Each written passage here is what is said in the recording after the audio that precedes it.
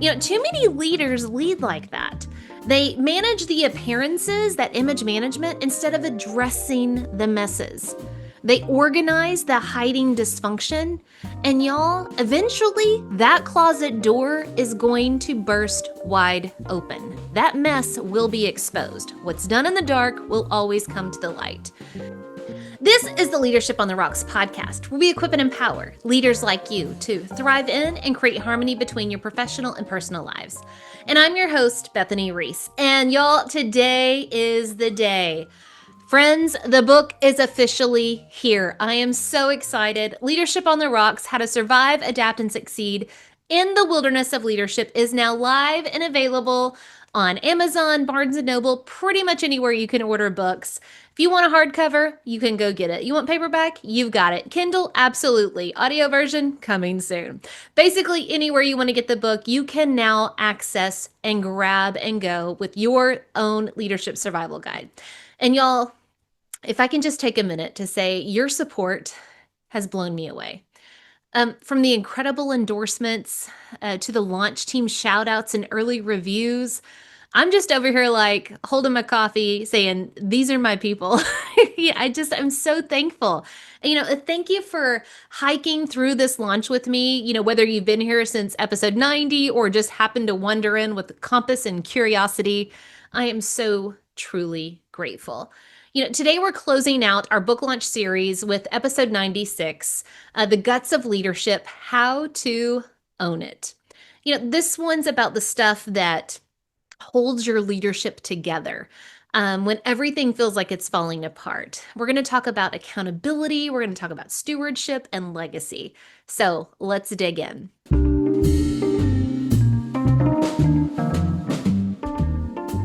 Okay, chapter 12 is all about accountability, or the shelter in your survival kit. And here's the truth about accountability. It's absolutely not a gotcha game.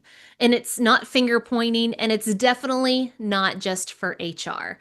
Accountability is the shelter your team can actually rest in. It's the leadership practice that says, we don't ignore the hard stuff. We address it together. Address it together. It's so important. And here's the reason: because leaders speak up about things that matter. I get it. Hard conversations can make you want to hide in the supply closet with a granola bar and a fake Teams call. But remember, inaction is an action. And, silence communicates just as loudly as any words that you could say. It tells your team what you're willing to tolerate and what you're not brave enough to confront. Let me say that again. Your silence communicates just as loudly as your words. And it not only tells your team what you're willing to tolerate, but it tells them what you're not brave enough to confront. Let that settle in for a moment. That hurts. That hurts me. And that's why I created the ACDC conflict mediation method, which, by the way, has its own podcast episode because we want to dive in fully into that, for the full breakdown. Even if you don't like classic rock, it's a great episode. But here's the main point.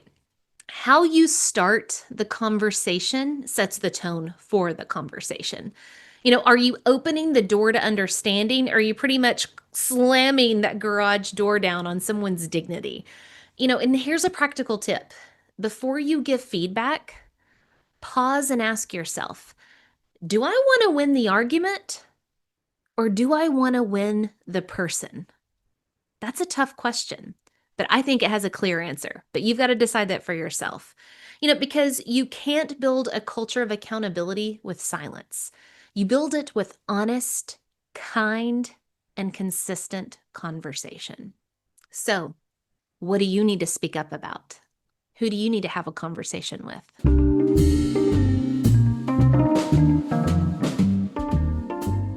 All right, now let's talk stewardship. From chapter 13, it is the first aid kit found in our survival kit. And let's just go ahead and clear something up.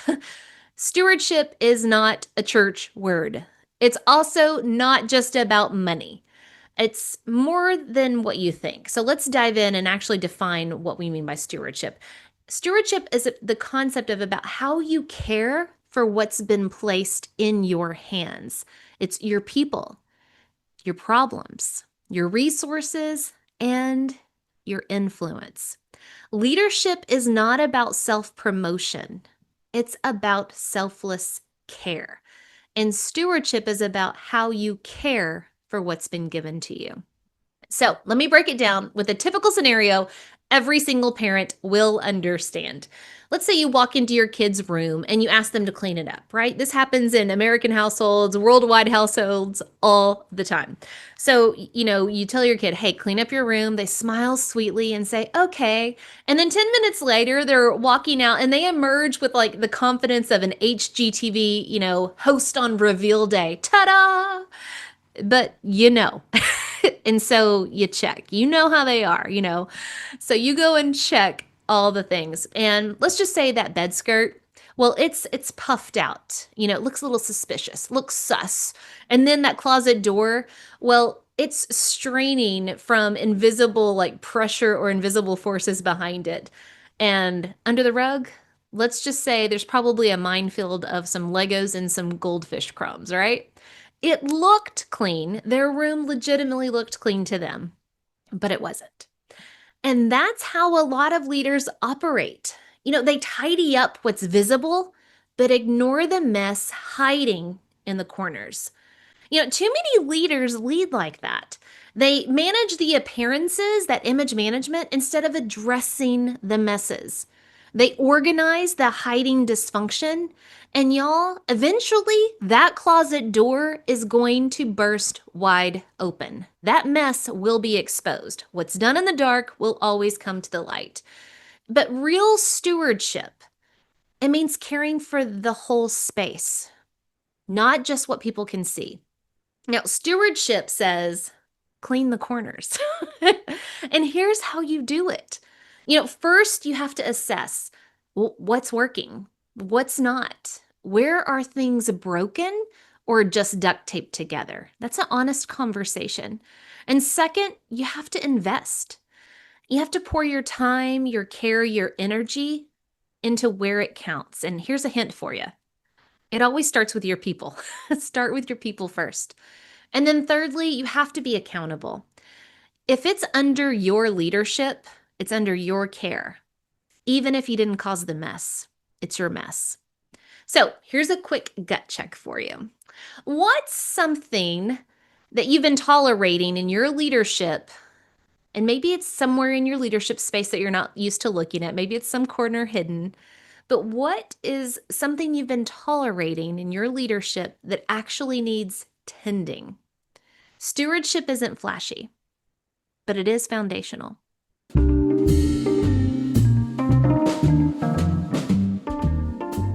And finally, let's talk legacy. It's from chapter 14, the survival manual to pass on. Now, I know when people hear the word legacy, they're thinking of, I don't know, maybe big speeches or plaques or that shelf with all the retirement gifts that nobody wants. But legacy isn't about what you leave behind by accident when you retire. It's about what you build on purpose today.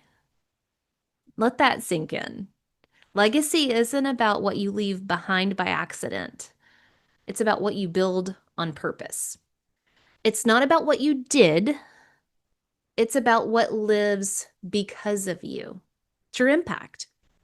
And here's the hard truth I share in the book. Organizations will give you a title, a team, and a to-do list, but they won't necessarily equip you to lead. That's on you. You have to take ownership in your own leadership development. And that means if you want to leave a lasting legacy, then you've got to build it from the inside out. It starts with the self.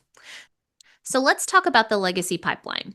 Because if it starts with you, these are 3 things that you need to do. First of all, teach. Share the what and the why behind the leadership beliefs and behaviors that truly make an impact. Don't hoard your knowledge and your wisdom. Number 2, you need to model, and I'm not talking about anything to do with clothing. You need to let people watch you live it out. Live out your leadership. Be vulnerable. Go first in sharing what happens behind the curtains in your mind as you're thinking through and then making tough decisions. Talk it out, share, model. Let them see that thinking process behind whatever it is that you're doing or you're going through. And thirdly, coach. Walk with them while they do it. Messy mistakes and all. Be present, encourage, and give specific and timely feedback that supports real growth. Coach them. As we wrap up the Leadership on the Rock book series with this podcast episode, here's your last survival mantra, and it may be the most important one to carry forward. We've talked about the head of leadership. It's how you think it. Align your mindset with truth. We've talked about the heart of leadership. Connect it. Lead people with relational strength. With the hands of leadership, do it. Take mission-aligned action. And with the guts of leadership, own it. Lead with accountability, steward what you've been given, and build your legacy on purpose. Leadership on the Rocks is now available pretty much everywhere you can get your book, so feel free to head on over to Amazon, Barnes & Noble, or leadershipontherocks.com and grab your copy, whether you want a hardcover, paperback, Kindle, we've got it all. And yes, it looks really, really nice on your leadership bookshelf. And if you've already read the book, thank you. Please go to Amazon, leave a review. This is how other bold-hearted leaders will be able to find it, but not only find the book, they will find their footing in leadership. So this book isn't the end of the journey. It's the beginning of a new one. So let's keep leading, not from fear, but from clarity. Not from chaos, but from conviction. Think it, connect it, do it, own it. Until next time, continue putting in the work of building your life and leadership on the rocks, the essential rocks. God bless.